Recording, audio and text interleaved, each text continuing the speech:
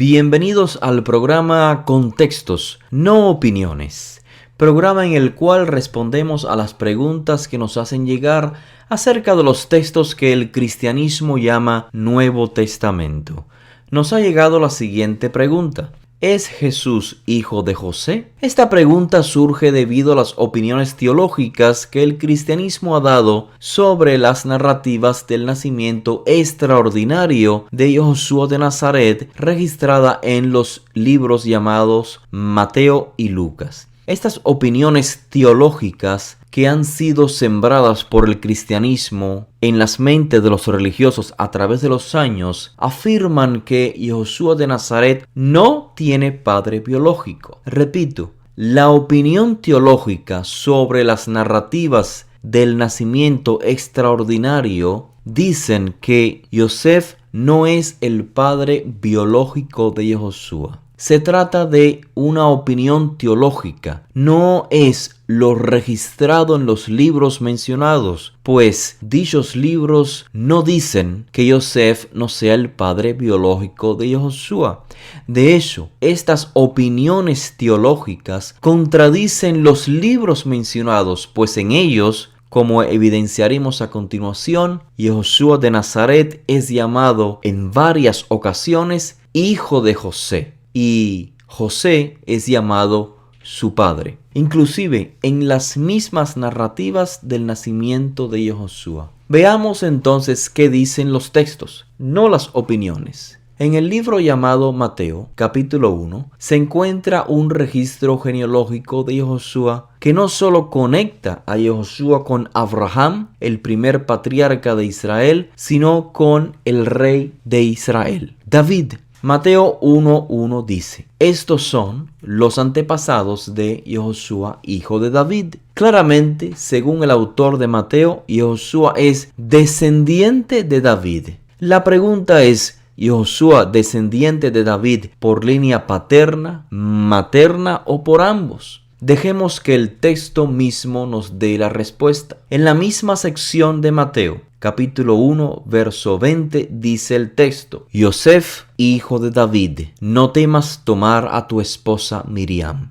Evidentemente, según el texto de Mateo, Yosef, el esposo de Miriam, es el descendiente de David, así como lo es Yoshua. Miriam no es identificada como descendiente de David, ni en Mateo ni en Lucas. Por lo tanto, según el texto de Mateo, Yoshua es descendiente de David porque Yosef, esposo de Miriam, es descendiente de David.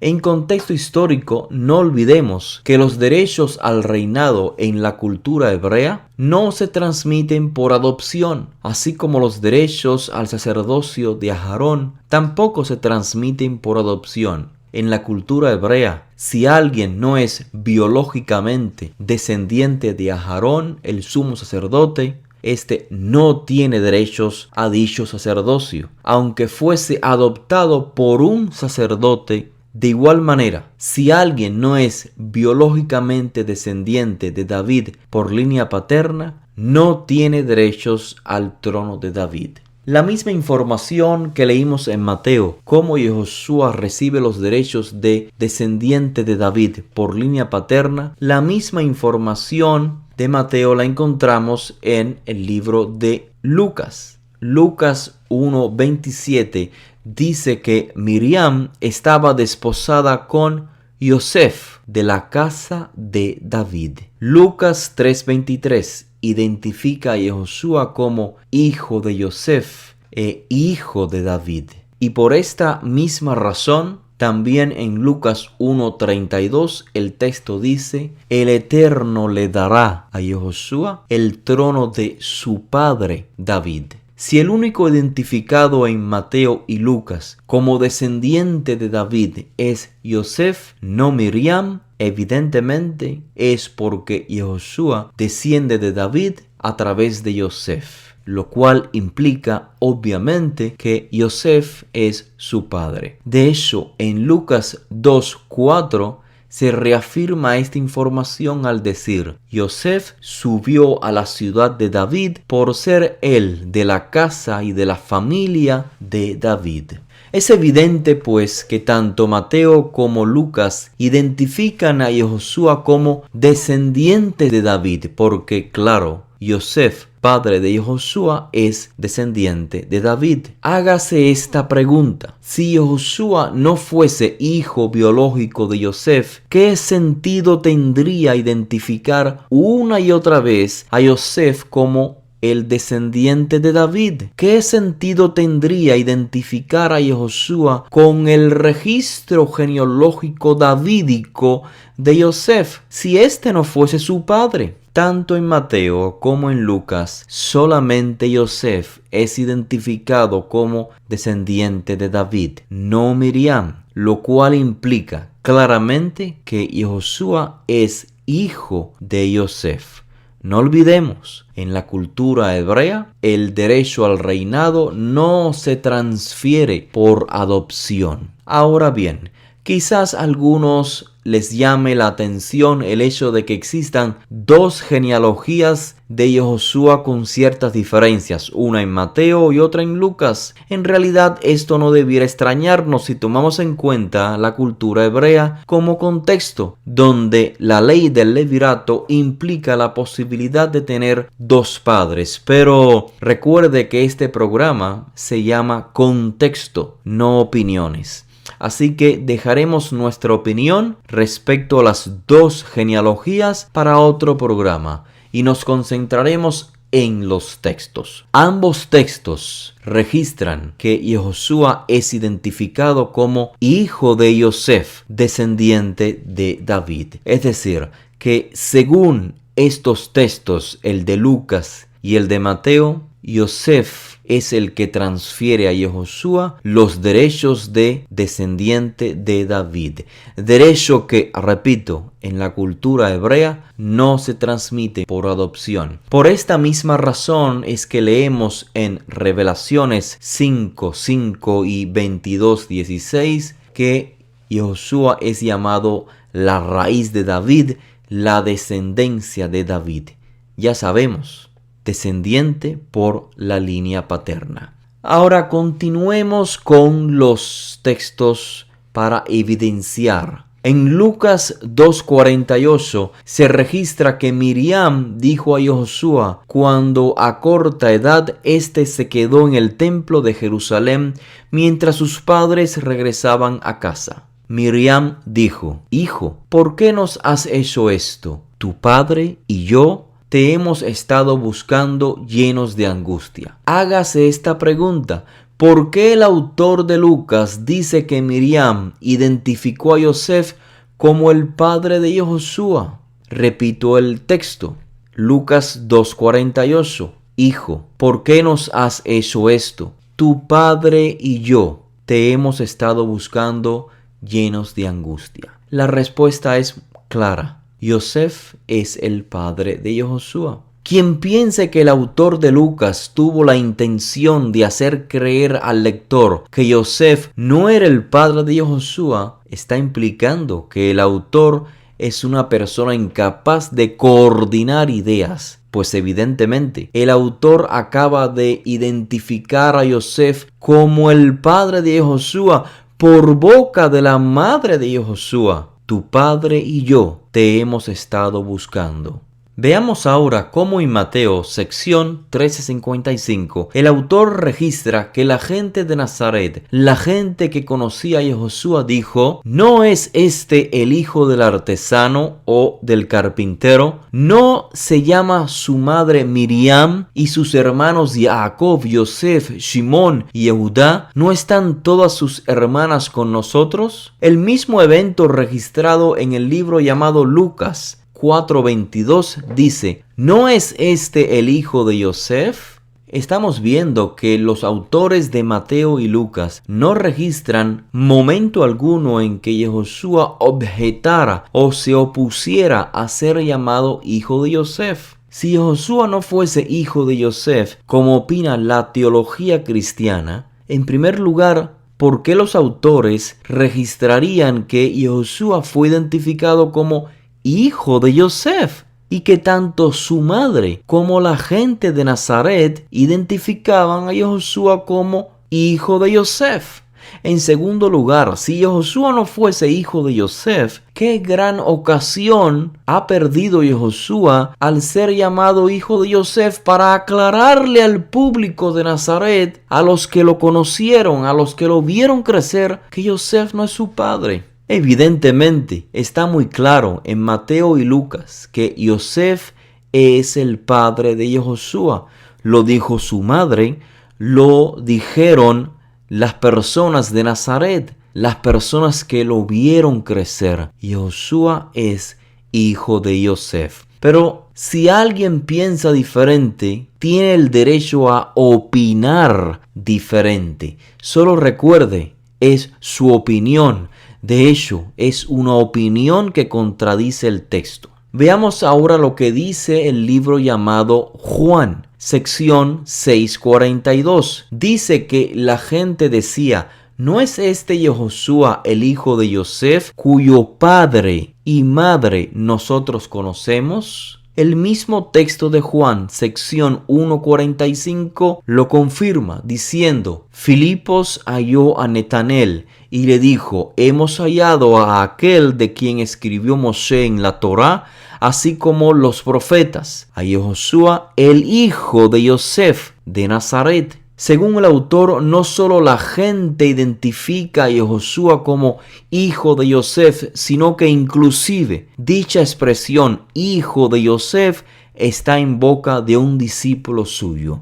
En conclusión, hasta aquí, según los textos judíos que el cristianismo llama Nuevo Testamento, Yehoshua fue identificado en varias ocasiones como hijo de Yosef, y el propio Yosef fue identificado como su padre. Esto es lo que dicen claramente los textos. Quienes opinen que los autores de las narrativas del nacimiento de Yehoshua tuvieron la intención de decir lo opuesto, de decir que Yosef no es el padre de Yehoshua, se contradicen, pues los autores de estos textos claramente una y otra vez llaman a Yehoshua hijo de Yosef, y a Yosef lo llaman su padre. Evidentemente, según los textos leídos, Yehoshua es hijo de Yosef. Las opiniones que se tengan sobre estos textos pueden ser innumerables, pero no cambian la realidad de los textos. Una pregunta clave quizás sería: ¿cuál es la sección en las narrativas del nacimiento de Yehoshua, tanto en Mateo como en Lucas, de donde se han creado las opiniones de que Yehoshua de Nazaret no es hijo biológico de Yosef? Que Miriam es la madre, pero Yosef no es el padre. De ello hablaremos en la segunda parte. No te la pierdas.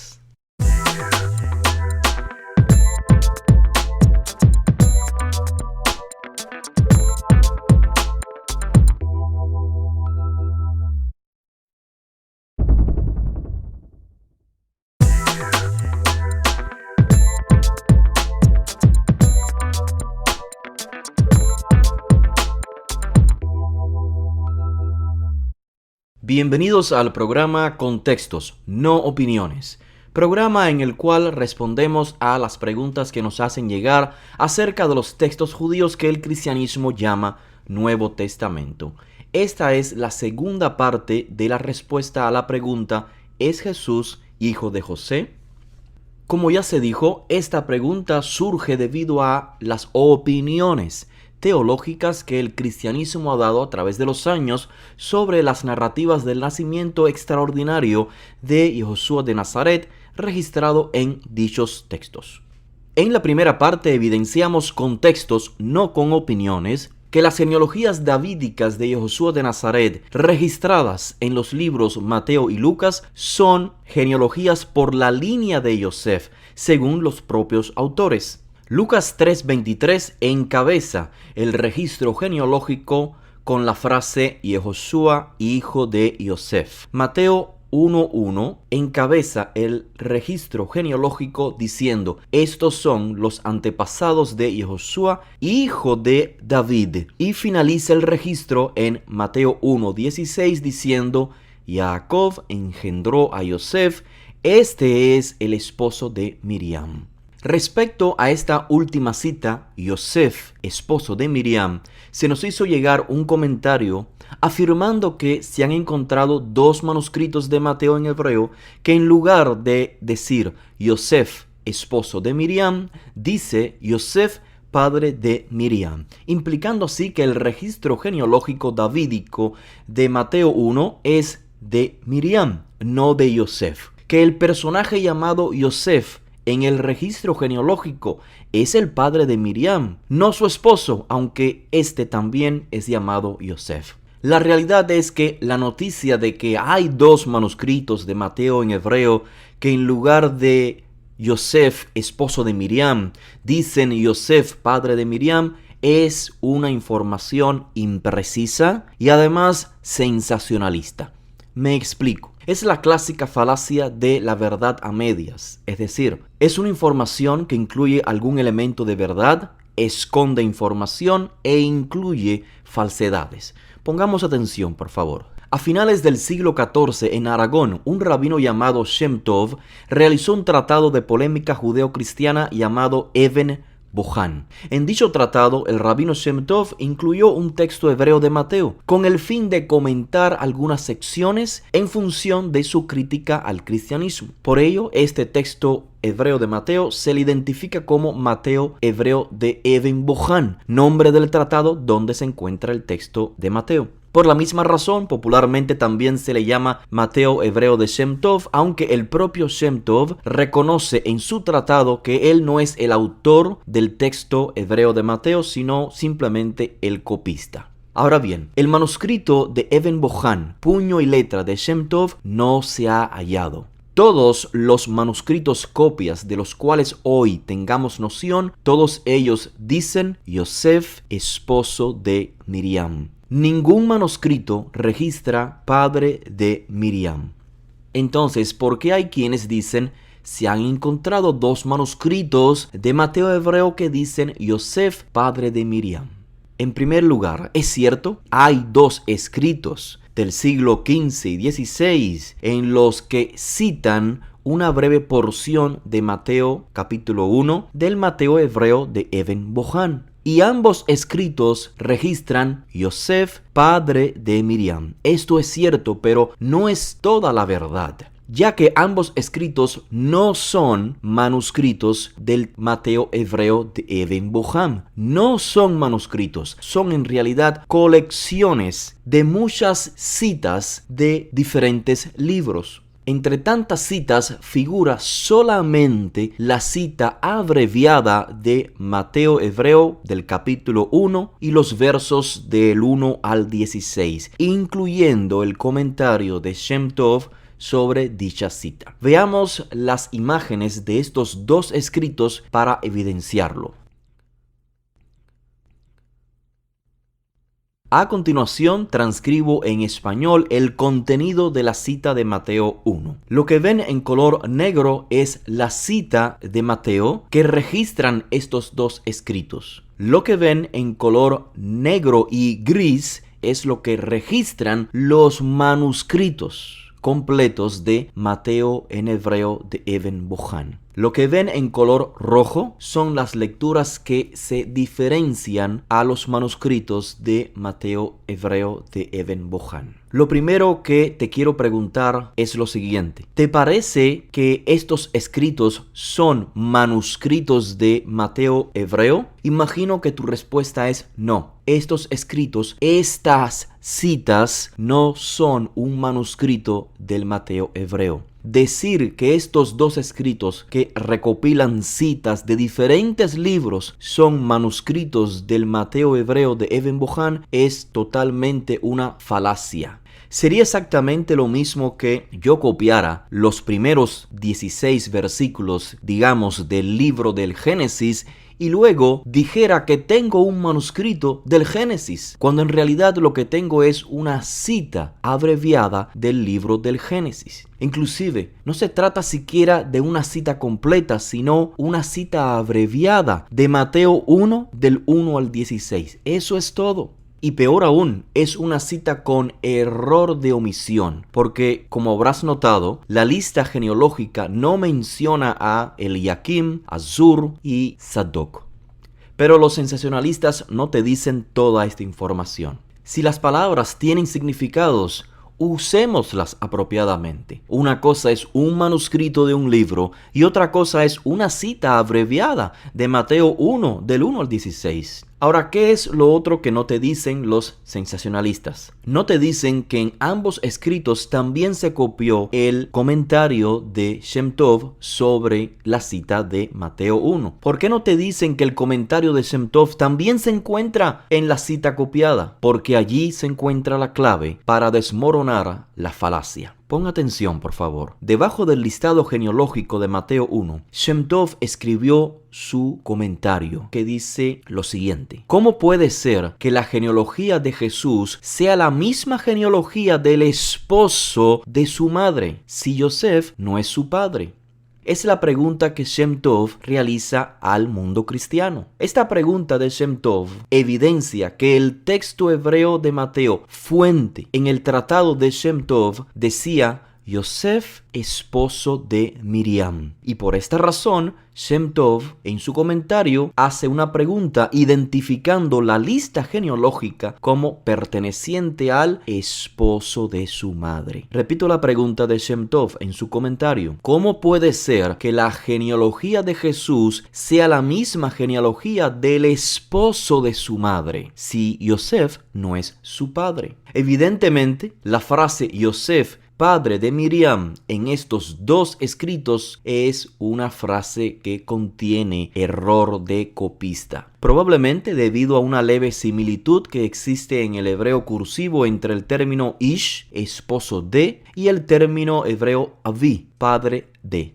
Como quiera que haya sido, la evidencia es contundente. Queda claro que el texto hebreo de Mateo, preservado en el tratado Even Bohan de Shem Tov, registra Yosef, esposo de Miriam, y su comentario sobre el texto de Mateo lo evidencia. Por lo tanto, los escritos hallados con breves citas de Mateo hebreo que leen Yosef, padre de Miriam, presentan errores de amanuense, pues en las propias citas se evidencia que la genealogía es de Yosef, esposo de Miriam. Confirmamos pues que tanto en los manuscritos griegos como en los manuscritos hebreos se confirma que la genealogía de Mateo es de Yehoshua por línea de Yosef, el esposo de Miriam. Eso es todo por ahora. Continuaremos en una próxima parte. Si gustas de esta información, te pedimos por favor que la compartas y que te suscribas al canal.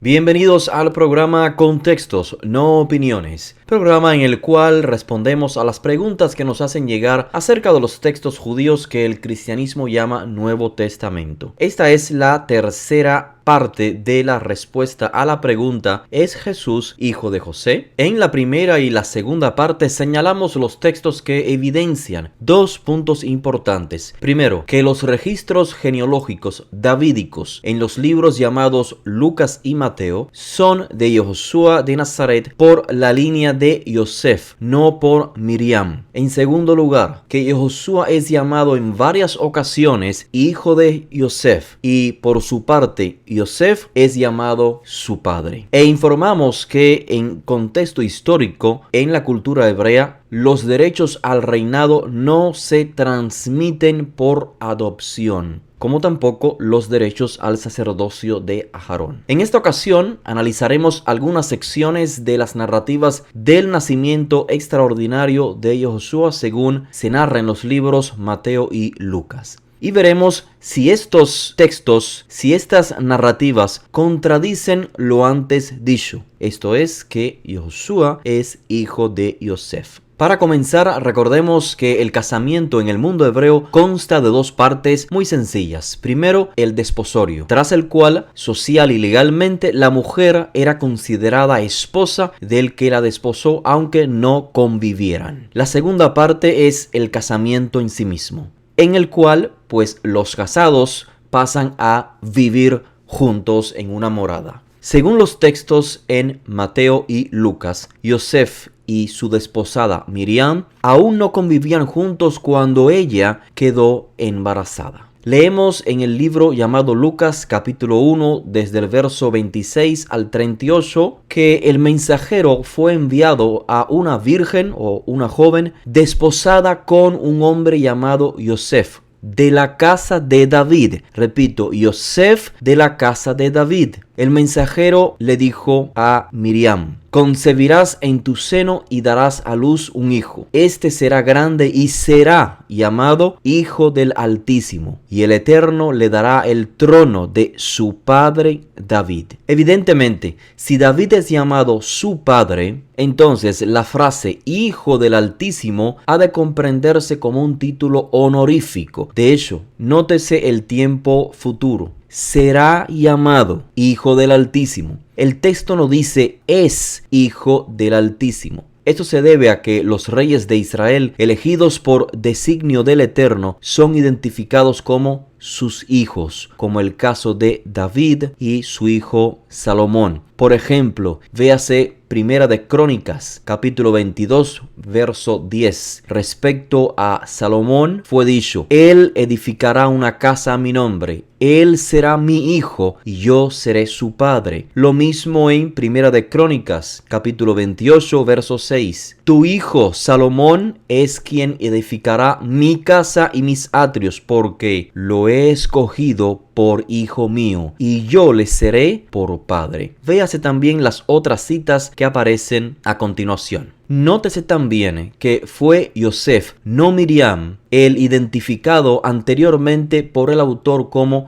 de la casa de David. Yosef de la casa de David. Por lo tanto, según el propio autor, el trono de David le llega a Yehoshua de Nazaret por la línea de Yosef de la casa de David, no por la línea de Miriam. Pero es aquí donde viene la confusión para el lector desconectado de la cultura hebrea. Pues, según el propio texto, Miriam es una virgen o una joven aún en estatus de desposada. Sigamos leyendo el texto con mucho cuidado. Entonces Miriam dijo al mensajero: ¿cómo será esto, puesto que no conozco varón? Nótese que no conozco varón es un eufemismo de la lengua hebrea para decir aún no tengo relaciones conyugales, tal como dice en Génesis 4. Adán conoció a Javá, su esposa, y ella concibió. Entonces, conocer, repito, es un eufemismo de la lengua hebrea para hacer referencia a las relaciones maritales. El autor nos informó que Miriam estaba desposada a Yosef y ahora informa que, según Miriam, aún no había concretado el casamiento, es decir, la segunda fase del casamiento hebreo. En otras palabras, aún no convivían juntos. Por si quedara duda alguna, la respuesta de Miriam: no conozco varón, desmorona la opinión de que el mensajero se refería a un embarazo natural después del casamiento y una relación conyugal. Si fuera así, no tendría sentido alguno que Miriam dijera: no conozco varón. Es decir, aún no he cohabitado con varón. El asombro de Miriam por la noticia del mensajero da a entender al lector que el embarazo tomará lugar antes de concretarse el casamiento, es decir, antes de que los comprometidos convivan. Sigamos en el texto. Respondiendo el mensajero le dijo: viento sagrado vendrá sobre ti, poder del Altísimo te cubrirá con su sombra. Nótese, viento sagrado es una una expresión idiomática, es un hebraísmo, Ruach HaKodesh, que esencialmente describe en un lenguaje concreto la influencia del Creador en el mundo. Sigue el texto diciendo: por eso el sagrado o lo sagrado que nacerá será llamado Hijo de Elohim. Nótese que se repite lo mismo dicho anteriormente. Será llamado. El texto no dice es Hijo de Elohim, sino será llamado, o sea, llegará a ser Hijo de Elohim. Esto es, repito, un término, un título honorífico para hacer referencia al rey de Israel elegido por designio divino, así como Salomón y David, pues fueron llamados hijos de Elohim por ser estos reyes de Israel elegidos por Elohim. Ahora veamos lo registrado en el libro de Mateo, capítulo 1, del verso 18 al 25. Esencialmente es la misma información, pero con otras palabras. Estando su madre desposada con Yosef, antes de que él la conociera, llegó a estar fecundada por el viento sagrado, esto es, el poder del Eterno. Nótese que el autor hace uso del mismo eufemismo empleado en Lucas, antes de que él la conociera, para decir antes de que tuvieran relaciones conyugales. En Mateo 1:19 se informa que al Yosef enterarse que Miriam estaba embarazada, no quiso convivir con ella. Y por la misma razón, en Mateo 1:20 se informa que en sueños se le dijo a Yosef: hijo de David,